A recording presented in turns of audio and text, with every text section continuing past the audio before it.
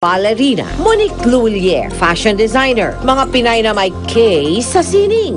Pero ngayon, may mga ekstraordinaryong babae ngayon ang sumasabak naman sa sining. Sila ang mga madreng hindi lang pangkumbento, pang arts for art's sake na rin. Presenting Sisters Art. Ako po si Sister Graciela Asideros, isang licensed interior designer. Ako si Sister Maria Regina Bilito, isang painter at isang mosaic artist. Ako ay si Sister Mary Grace Salada, isang fashion designer.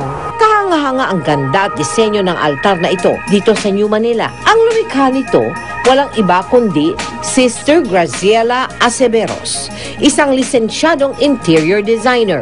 We have the chapel in UST, in the chapel of the seminary. I designed the Cathedral of Dirac sa Angeles University sa Pampanga, and then the Angono Retreat House.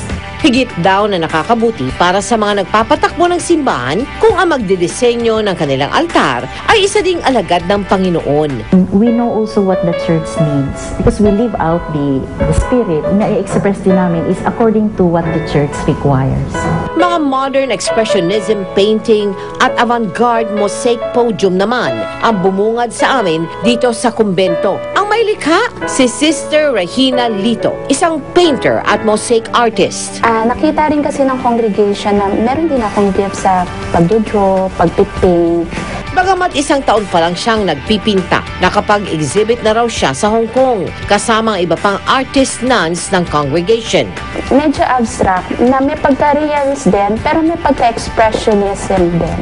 Damang-dama raw niya ang pagmamahal ng Panginoon kapag siya ay nakakalika ng isang obra. Of all people, ako yung nabigyan ng biyaya na gano'n. Nagiging instrumento pa siya para maibigay sa tao yung mensahe ng Panginoon. Kung inaakala ninyong walang fashion sense ang ating mga servants of the Lord, presenting Sister Grace Solada, fashion designer.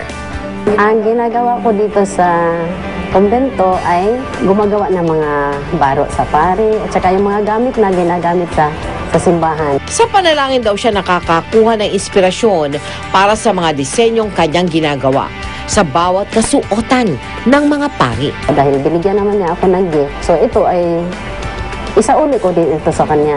Tingnan nyo na lamang ang isang ito. Napakadetalyado ng burdang ginagawa. Kinakailangan pang kamay ang gamitin sa pagbuburda at hindi makina. Sila ang mga artistic sister ng Pious Disciples of the Divine Master o PDDM congregation. Nag-originate ito sa Italy, sa Alba, and it was founded by Father James Alberione. Sining daw ang ginagamit na instrumento ng PDDM upang pagsilbihan ng Panginoon. Our mission is to communicate this expression of love through beauty. Lahat ng uri ng sining ay pinag-aaralan ng Sisters of PDDM. Sa Italia, kung saan may malaking nasasakupan ang PDDM congregation, kitang-kita ang kanilang talento sa detalyadong mga art pieces na ito. Respetadong mga artists sa Italia at iba pang bahagi ng mundo ang mga sisters ng PDDM congregation. Dito sa Pilipinas, 6 na madre ang pinagmamalaki ng kanilang congregation dahil sa husay at talento. At kabilang dyan, sina Sister Graciela, Sister Regina at Sister Grace. At the beginning, we are exposed to art.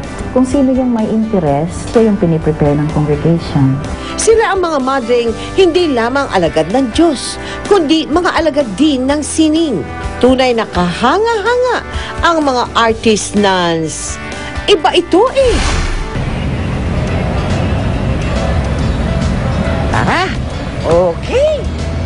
Hoy, ganda nung ating unang episode. Ay, unang kwento natin, ano? Okay yun, ha? Ay, siya nga ho pala. Nice. Nandito kami sa Quezon Memorial Circle. Okay. Sa Quezon City, kalagitnaan ng Quezon City. May chichismis ako sa'yo. Ano yan? Bakit? Alam mo ba, nung papalang panahon na yon, meron ng corruption. Hindi naman nata nawala yan eh. Hindi. Kaya nababanggit ko yan habang nandito tayo. Kasi alam mo ba, ito daw Quezon, dapat dito itinayo ang 3 sangay ng ating gobyerno. So, ano nangyari? Ay pinatigil ng presidente noon dahil sa mismanagement ng pondo rito. Ayan. Hindi na dito tinayo yung mga government offices. Dapat nandito Kongreso eh. Okay. Alamin po ninyo na dito nakalibing si Presidente Manuel Quezon at ang kanyang may bahay. Ganun ba? Yes, nakalibing ngayon. Yung nakita nilang tatlong ganon, Luzon, Visayas, Mindanao nga yan. Yun ba yun? Ang simbolismo yan. Oo, kaya pala parang malungkot. Nagluluksa yan. Oo, pinagluluksa kasi yan nga ang libingan ng mag-asawang Quezon. Pero ang napansin ko, yung simbolo na yan, yung monument na yan, pagluluksa, no? Pero yung mga taong nagpupunta rito, parang ang sasaya nila. Hindi kasi Parang puro happening. Hindi na yung masaya na talaga dito. Okay, Puro okay. happening na talaga dito kasi parke na nga ito eh. Okay. Lahat may nagja-jogging dyan, may kakain ka dyan, merong ano ba, Lahat ng klaseng tao nandito na. Okay. Lahat talaga matatagpuan dito. Eto ngayon, para lalo kayong magsaya at hindi magluksa, mga kaibigan, sagot na namin ni Partner Mel. Ang makikita at mapapanood nyo sa buong oras ng walang iba kundi Mel. Enjoy! Okay. Ooh. Yes! Magsaya tayo.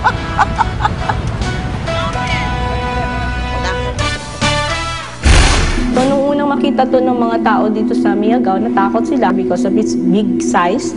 And then, all heads, wala sila nakitang tail. Akala nga nila monster.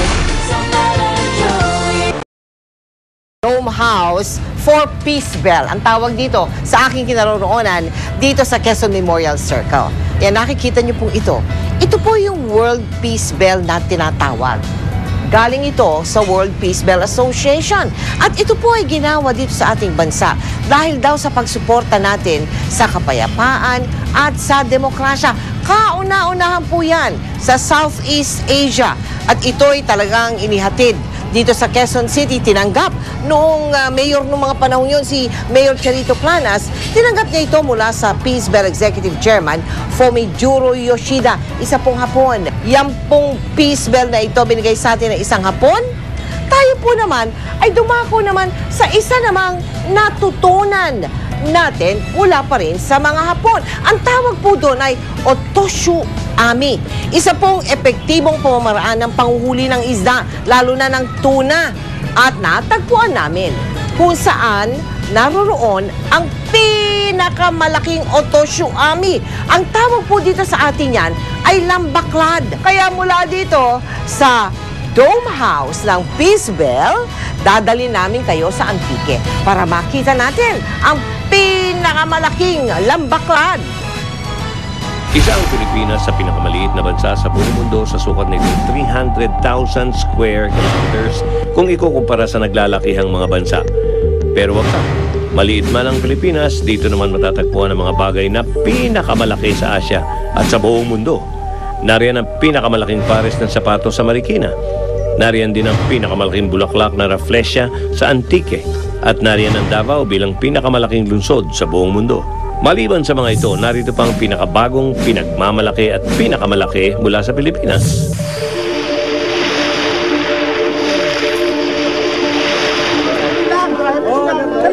Isang butanding ang napadpad sa baklad na yari sa lambat ng mga mangingisda sa Barrio Malabor, sa bayan ng Tibiao sa Antique, noong 17 ng Pebrero. Ayon sa kanila, hindi na nakapagtataka ang ganitong senaryo dahil sa kakaibang panghuli nila ng isda na kung tawagin ay lambaklad. Ito ay may habang 200 meters at may lalim na umaabot hanggang 35 meters. Ito na raw ang sinasabing one of the biggest of its kind in the world. Dahil sa mahal yung kawayan at madali masira, pinalitan na namin ng lambat at saka yung mga ropes. So natawag namin lambaklad. So lambat at saka baklad. Sa laki at lalim ng lambaklad na ito, hindi na kayang tangayin ng alon na dala ng bagyong Signal number 2. Tone-toneladang isdang tulingan, tanige, matang baka, page at yung tinatawag nilang bilong-bilong ang nakukuha sa kanilang bawat howling o yung mismong paghango ng lambaklad. Samantala, kagad namang pinakawala ng napadpad na butanding dahil ito ay isang endangered species. So pinakamarami namin natatrap sa isang howling, mga 10 tons. At 10 tons meaning 10,000 kilos. Kaya niya sa isang howling. Every month, inaahon namin yung nets para linisin dito. At saka lahat ng mga sira-sira niya, minimend namin o inaayos. After 3 days, pinabalik. Ilang beses nang tinangka ng may-ari ng lupa na buwagin o alisin ang noong pa'y masyadong malaking puno na ito ng Balite sa Barangay Quirino, bayan ng Maria Aurora sa lalawigan ng Aurora. Pero dinadapuan daw ng sakit ang sino mang gumagawa nito. Kaya mula noon, pinabayaan na lang ang baliting ito hanggang sa tumaas ng 52 meters at lumaki ng 47 meters. Ito na raw ang sinasabing biggest of its kind in Asia. Ang edad po ng punong ito ay nasa 600 years na po. Ito din po ay idiniklara na pinakamalaking puno sa Asia na nasa kapatagan, wala sa kabundukan. Hanggang ngayon po ay wala pa rin nagkiklaim na sa ganitong bansa o ganitong lugar ay mayroong mas malaki dito. At sa sinasabing laki at lawak nito, sinubukan naming alamin kung ilang katao ang gagawa ng human chain para mabuo ang pinakapuno nito.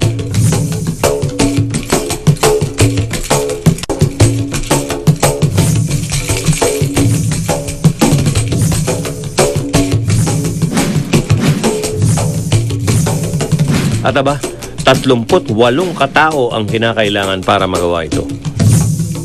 Ikawalo ng Mayo taong 2008 nang nasindak at nagulat ang mga mangingisda mula sa barangay Mambatad, Miag-Ao, Iloilo nang biglang tumambad sa kanilang dambat ang itinuturing nilang halimaw sa dagat. Ang katawan daw kasi nito ay mistulang napakalaking ulo na may habang 1.76 meters, may laking 1.95 meters at tumitimbang ng 180 kilos. Ang hindi nila alam, ito pala ang biggest at heaviest bony fish in the world, ang mola-mola o sunfish.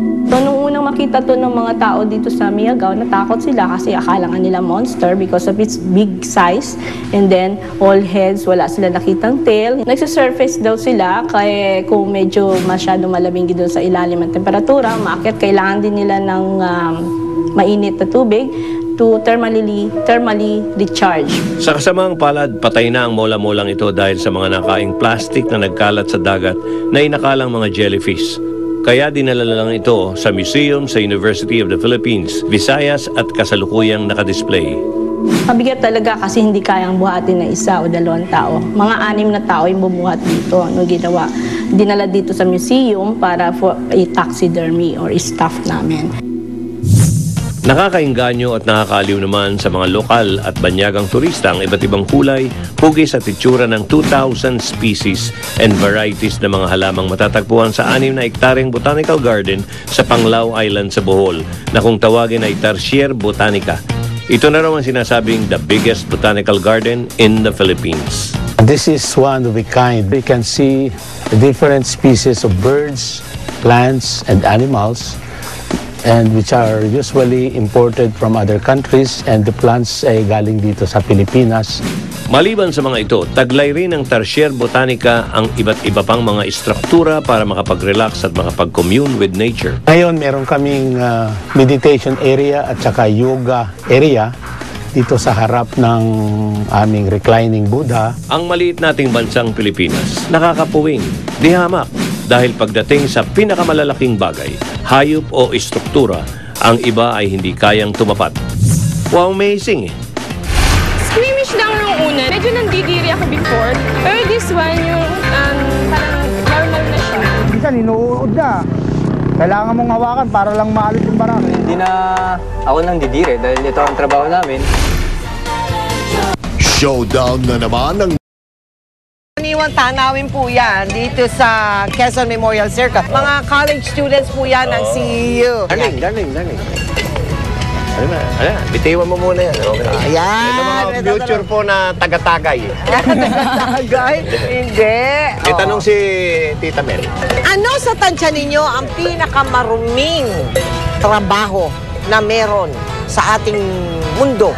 Siguro po sa tingin ko, yung pinakamaduming trabaho po na ginagawa ng isang tao, yung paglilinis po ng Poso Negro, pati po yung mga kanal po sa lansangan dahil sa basurang tinatapon natin. Okay. Hintayin nyo muna to. Meron kami dyan na naku, talagang ibang klase sa dumi. Dirty. Dirty. Talaga. Mga kaibigan, KKK, kayang-kaya ko. Ayun! Panoorin nyo. Naku, ewan ko kung kayang-kaya ko yan. Babala, ang mga sumusunod na tagpo ay maaaring di nyo maibigan at posibleng ikawala ng inyong gana. Pasintabi sa mga naghahapunan. Dito sa Pilipinas, tinatayang mahigit 4 na milyon ang walang trabaho. At sa hirap ng buhay ngayon, magiging choosy ka pa ba? Kaya narito ang mga trabahong pwede mong pasukin. Mga dirty jobs na hindi lang basta dirty. Mga trabaho na nangangailangan ng lakas ng katawan, tibay ng loob, at syempre, tibay din ng sikmura. Dito sa Calauan, Laguna, aming binisita ang isang dairy farm kung saan mga baka ang bida. Kaya mga kapuso, let's meet the cows and our veterinarian si Doc Des. Hi, I'm Doc Tess, a veterinarian, and this is my dirty job.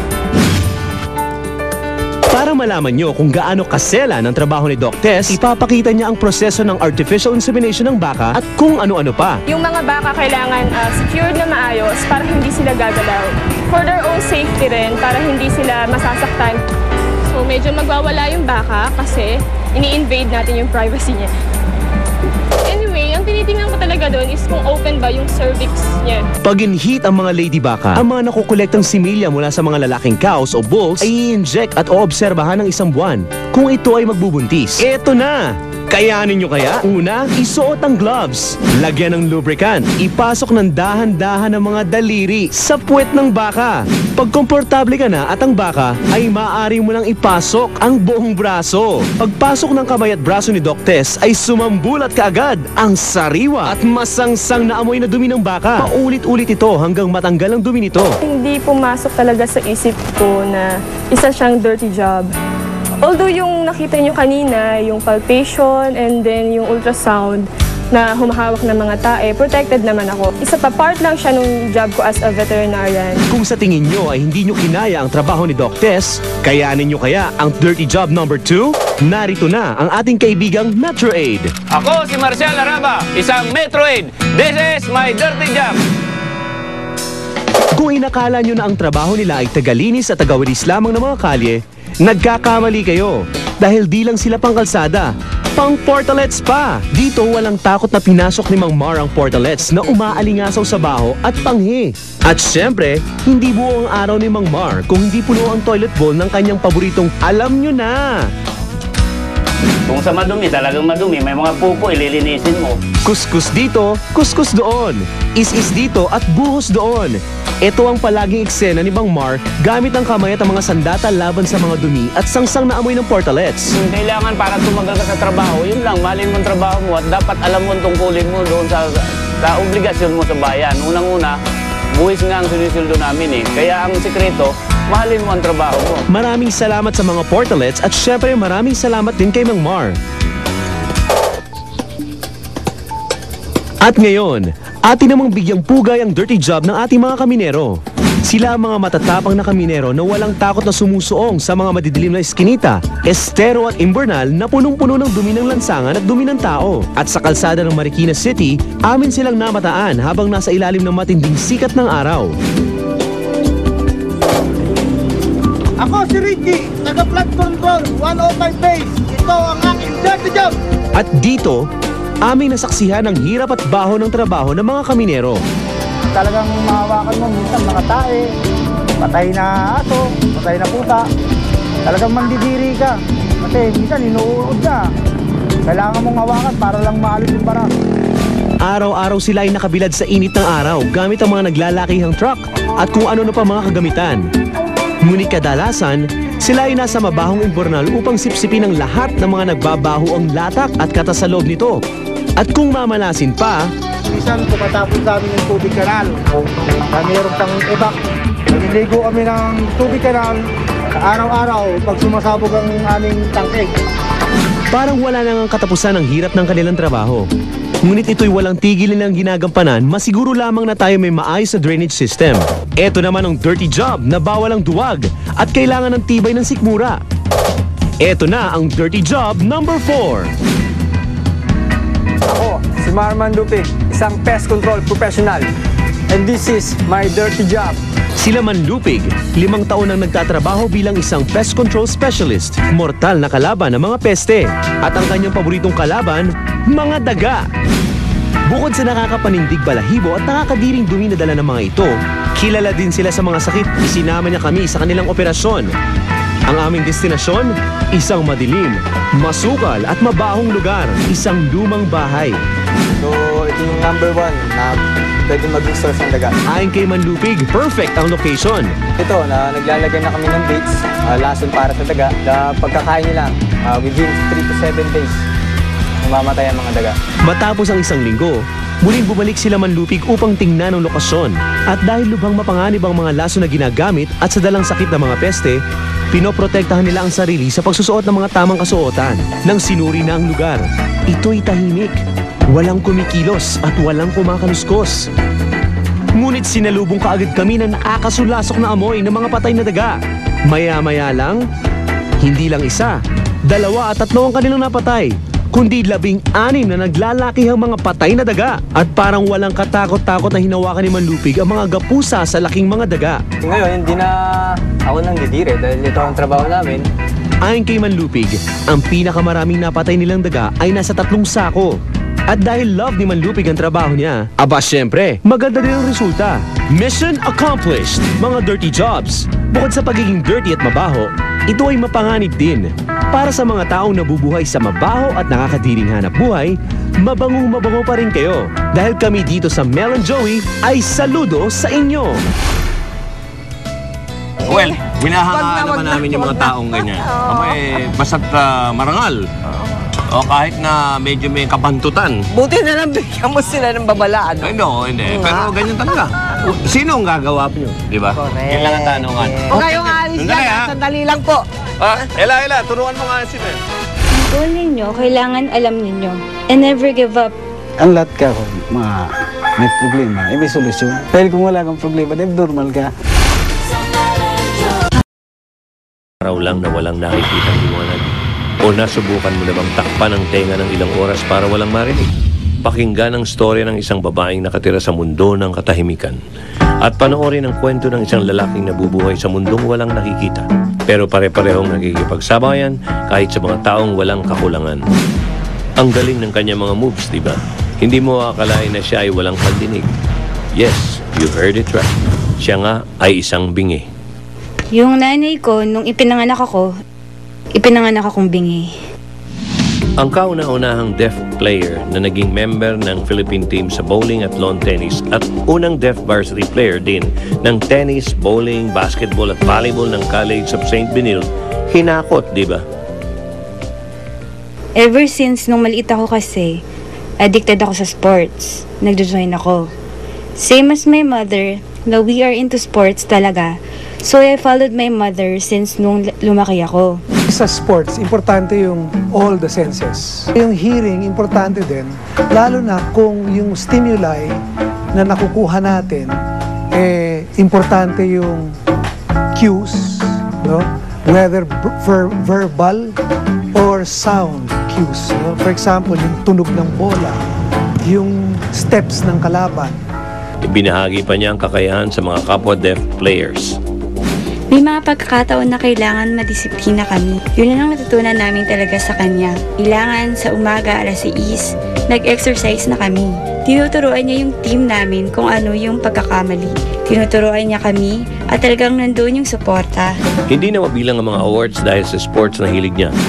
Nag-iisa man, kontento na siyang tahimik na namumuhay. Sa akin, interesado ako maging single muna sa ngayon. Siguro nandun muna ako sa pagtulong how to develop yung skills sa sports ng deaf people. All for the deaf people muna.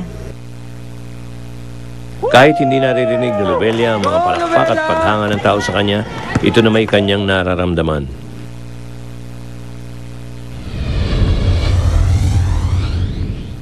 Ito pa ang isang nakakataas kamay dahil kahit walang nakikita, champion siya sa paglalaro ng chess. 2 taong gulang si Alex nang mabulag siya at nakaranas din ng mga lait at tukso sa mga dilang walang magawa. Lagi siyang, minsan sinasabihan na pula, ganun. Siyempre, masakit din bilang kapatid. Naging mapag-isa si Alex pero okay lang dahil nahanap niya sa kanyang pag-iisa ang pag-aaral ng chess. Pinag-aralan ko yung galaw bawat isang pisa. Pero mag-isa lang ako. Sa kwarto ko lang. Tingnan niyo kung ilang minuto lang niya maaayos ang kanyang chessboard. Kabisado ni Alex ang bawat posisyon. 4 minutes? Galing, no? Pinag-face-to-face namin si Alex at ang isang notorious sa Bicol pagdating sa larong chess. Ladies and gentlemen, Mr. Renante Auriada, and Alex Silot. Let the game begins. Bago bumanat, kinakapa ni Alex ang bawat tira ng kalaban at hindi mo siya maloloko. Alam niya kung saan lahat nakapwesto. And after 25 minutes, winner ang humamon, si Alex. Mahirap kasi talagang consistent yung tira niya. Malupit yung atake niya sa akin, brilliancy pa. Siya isang role model sa amin. Talagang si Lovella ever since champion yun. Champion as a person. Medyo nangyari nung mga kabataan niya, nung mga 8 to 9, gano'n. Pero ngayon, okay na siya. Nakapag-adjust na siya. Halos lahat dito. Kilala niyang tao, kaibigan niyang lahat. Siguro hanggat nandito ako, nabubuhay ako, kasama ko siya. Kaya ko siya alagaan. Meron lang silang munting hiling.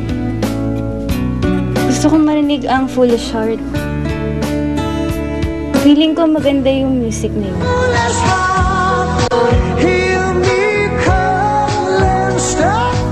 Ang lahat ka may problema, may solusyon. Buti kang may problema. Dahil kung wala kang problema, then normal ka na. Yung goal ninyo, kailangan alam ninyo. And never give up. You have to continue it until you succeed. Kung ako bibigyan ng pagkataon na makakita, gusto kong masilayan yung pag-unlad ng ating bansa. Higit sa lahat yung mga mamamayan. Mawala man ang paningin, maglaho man ang pandinig, kayang-kaya pa rin maka-strike sa buhay kung hindi ka lang magpapa-checkmate. Rather have a country run like hell by Filipinos than a country run like heaven by Americans. Gumaganyan-ganyan pa si Quezon. Sinabi?